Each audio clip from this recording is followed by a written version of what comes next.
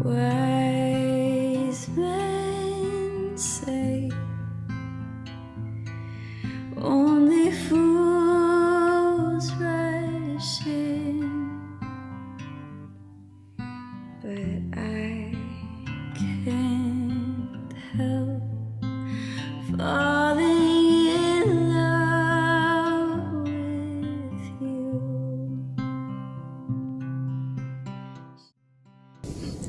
How do you remember Papa Benny?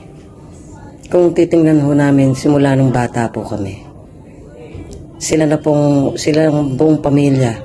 Si Mama Di, si Pam, si Don, si Mark.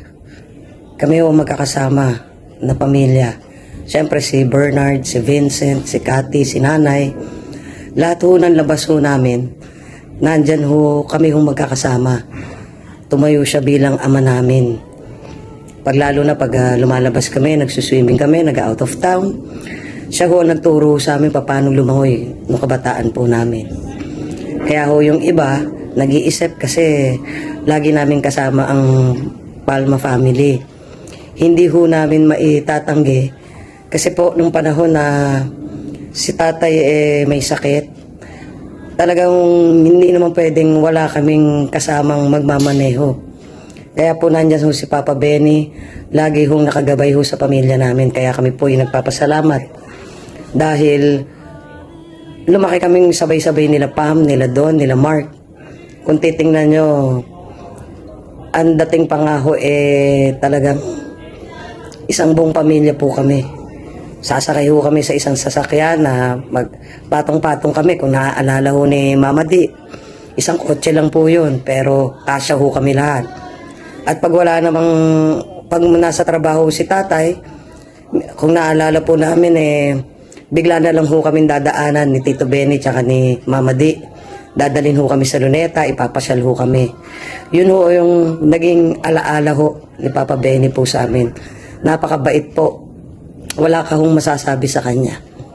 Lahat ng request ng tatay ko, parati hong nandyan siya. Kaya Papa Benny, kung saan ka man, mahal na mahal po namin kayo. Maraming salamat. It is difficult to attempt to honor Papa Ben in words. It is very hard to give the essence of his good character in speech. I think my words are not enough to describe my father-in-law and lolo to my children. So in this regard, I would just want to remember Papa Ben in all the good memories we enjoyed together as a family, the out of town and the drinking sessions that we had. Rest in peace, Papa Ben, and say hi to my dad in heaven. Tuloy niyo yung mga inuman. Sabi ni Krista, how do I remember Papa Benny? So, si Papa Benny, alam naman na lahat na tahimik na tao lang, pero matulungin. Hindi mo na kailangan humingi ng tulong sa kanya para maramdaman mo niya na kailangan mo ng tulong. Mapagmahal na tito. Meron ako isang beses na natatanda kami ni Papa. Binigay niya kami ng PLDT siya nagtatrabaho. Binigyan na kami ng ng PLDT. Sabi niya, sulugin niya yan para maging pera. Yung pala, pag sinulog mo yun ng kable ng PLDT, tarso pala yun. Tapos nabenta namin yun ng 525. Tanda ko yun kay Ma'am Badong. Tapos kada birthday ko, lagi siya nandyan. Mahirap na isipin na wala na siya, pero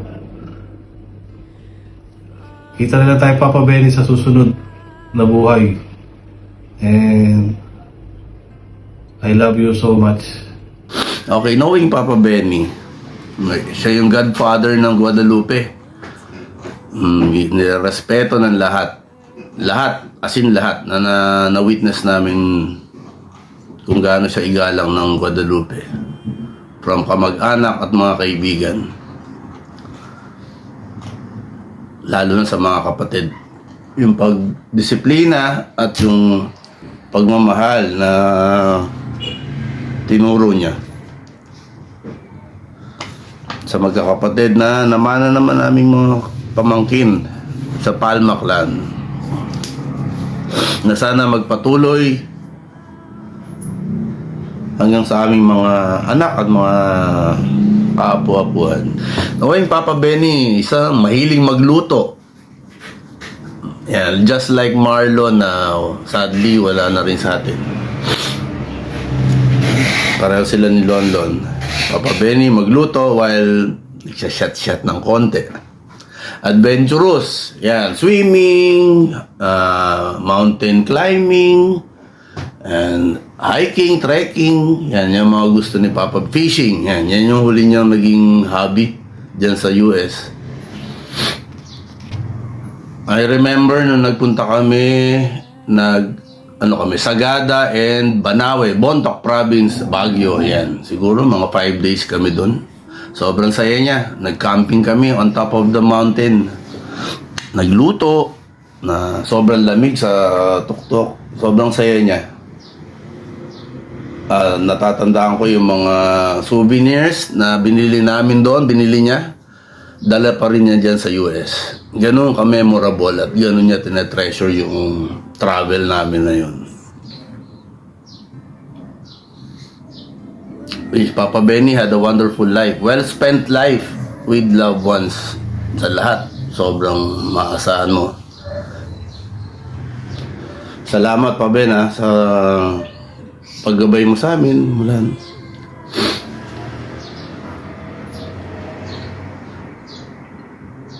Mula nung maliliit kami,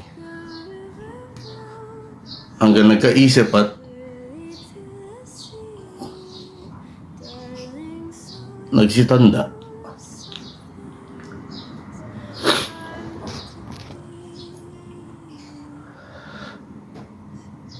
Yung pagmamahal at respeto namana namin, dinadala namin, ginagawa namin hanggang sa ngayon. Salamat, Pa Benny. Mahal ka namin. Alam mo naman yan.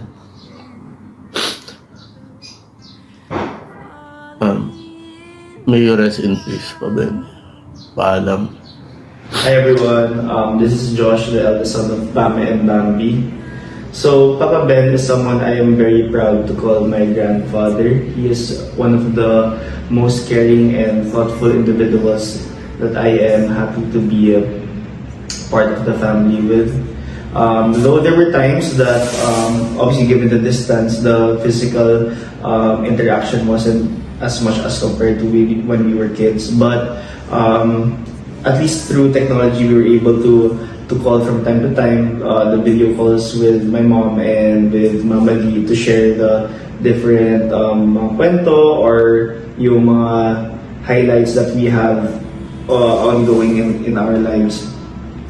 The time he spent also with us in the Philippines whenever they would visit are those memories that I will cherish until today. If there was a lesson or memory that I would sum up in one word about Papa, it would be family. So from the time when we were young, when me being the eldest, he would always tell me to take care of my siblings, and then as I grow older, take care of my parents as well, and of course everyone that's older than us at that time. Fast forward to a memory that I recall when I got my first job. We did this video call with Mama Lee and Papa Ben. He told me to work really hard so I can provide for my family, for my siblings Gay, Rio, Ivan, and for my parents as well. And then down the line with my own family. Papa, I'll make sure that I'll remember all the lessons that he have instilled with us. Though we were from the time that we were young until recently when we started working already. And of course, I would like to thank also sila Kuya, Sophia, Tita Don, Mama Lee, and the rest of the Palma clan for taking care of Papa on our behalf. We'll make sure that we put a shot in every drinking session for you, Papa. I hope that we get to see you real soon.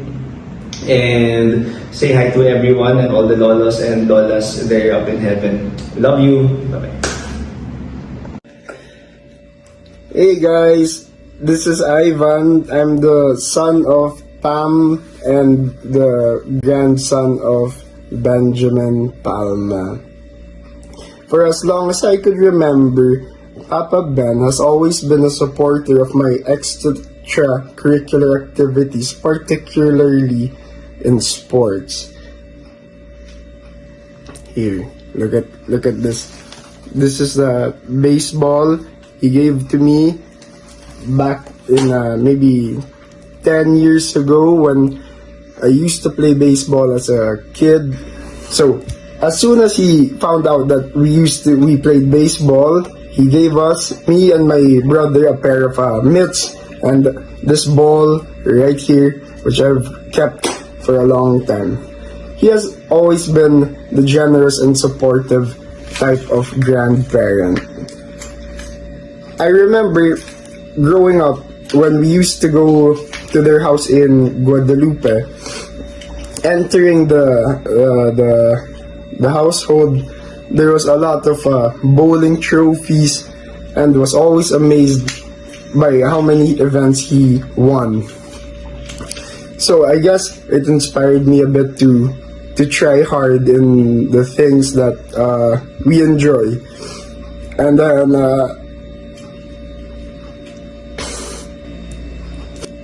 I think maybe a part of it has inspired me to keep trying also. Because if you enjoy it and if you kind of get good at it, then maybe that's the thing that's meant for you. I'll always remember how he introduced me to new tastes and different kinds of experiences that some would measure off-putting, such as the taste of durian. I would remember the time he fed me a durian. At first, I didn't really want to because it didn't seem good or it didn't smell nice. And he insisted, and I tried it, and I enjoyed it. And now I realize that there are things that you could just enjoy, even if it seems off-putting at first. So, although as we got older, we were separated by a distance, I'm sure we held each other in our hearts.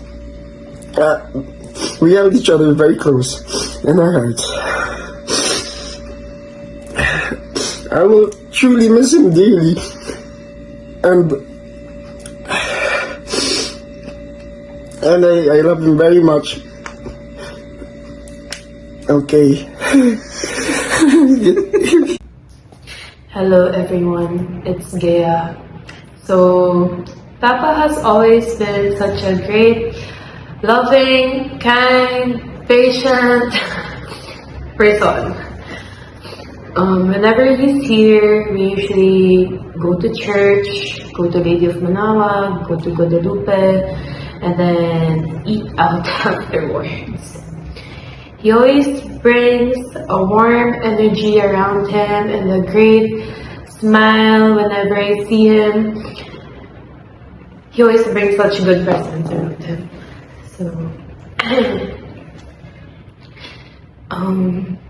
my memory with Papa is that he's a patient person, that he's a loving dad, loving grandfather, loving husband, and even with Mama Didi always nagging beside him, he always brings a smile, puts on a smile.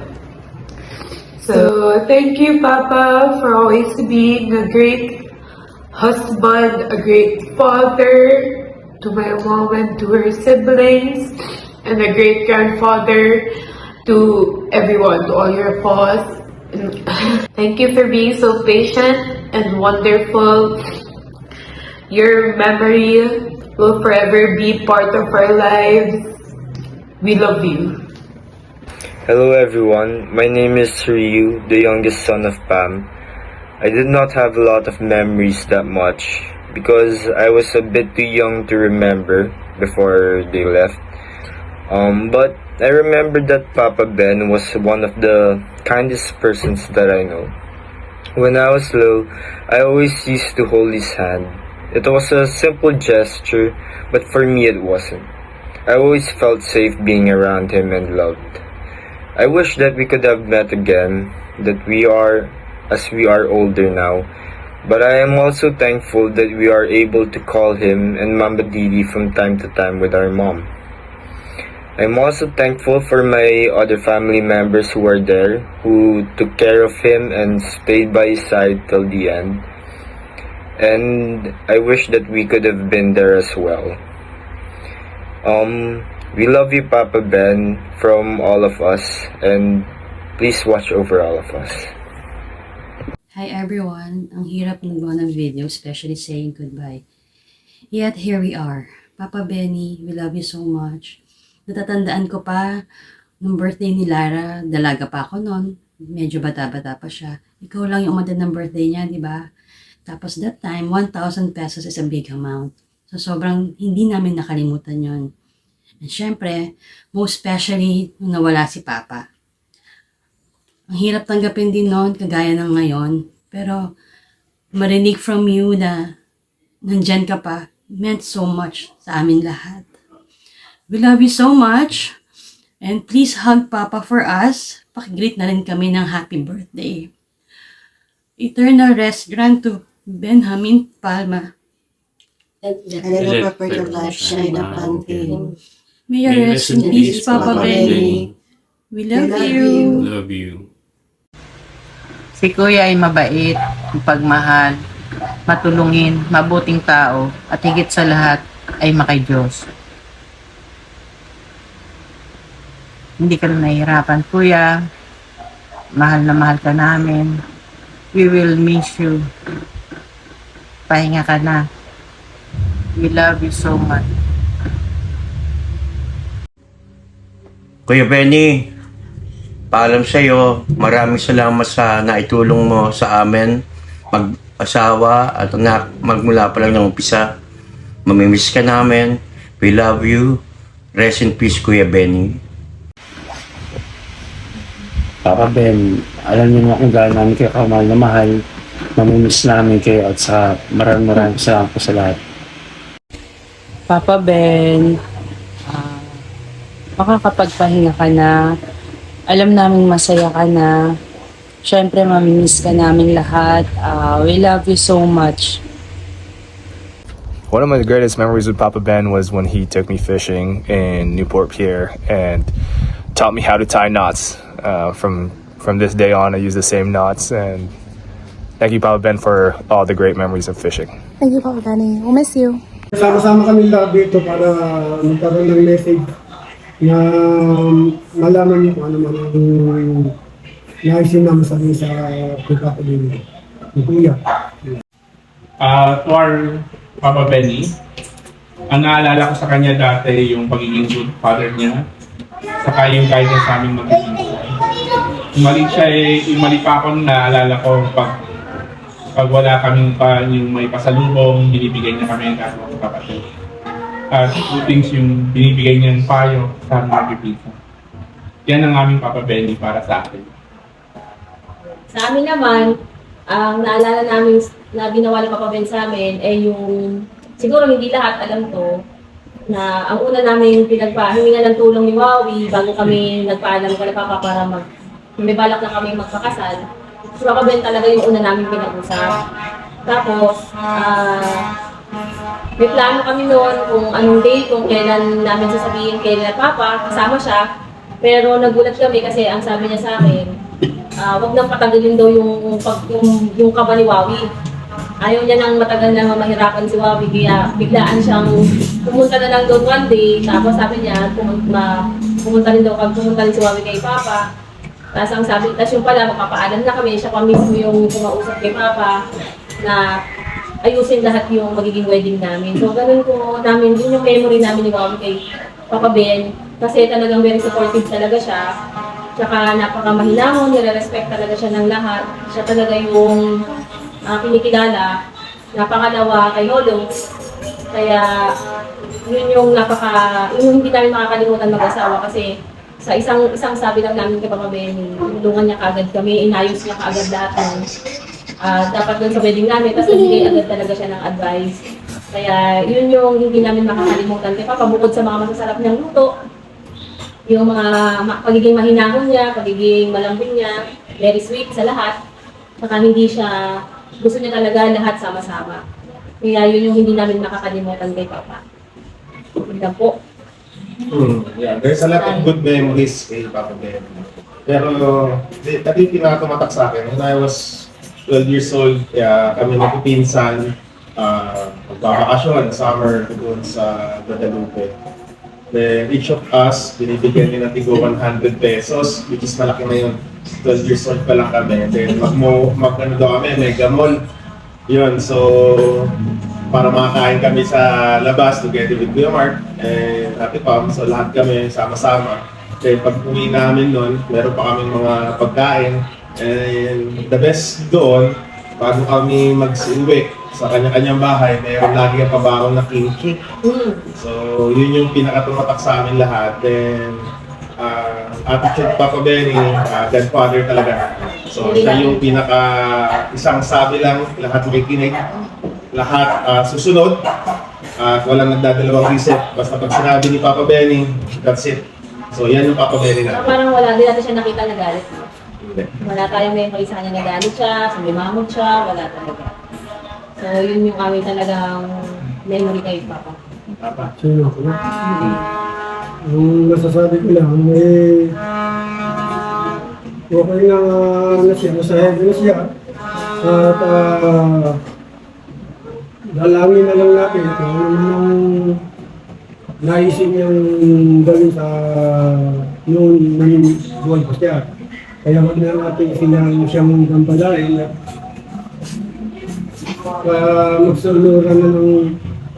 magsunuran na lang tayo sa bawat isa. Hindi wala akong masasabi. Hindi ko alam kung ano sasabihin ko, kaya God bless na lang sa family. At bilang kapatid niya, ay kami na may din sumusuway sa kanya. Kami sunod-sunuran din sa kanyang bawat naisip. Kaya wala lang kami, bawa na lang kami speaker din sa maganda niyang hangarin sa amin. Yung ako kami na sa mga burgi at nagagalang na magkakasapit. Kaya sana ganun din yung nangyayari sa bawat family natin lahat.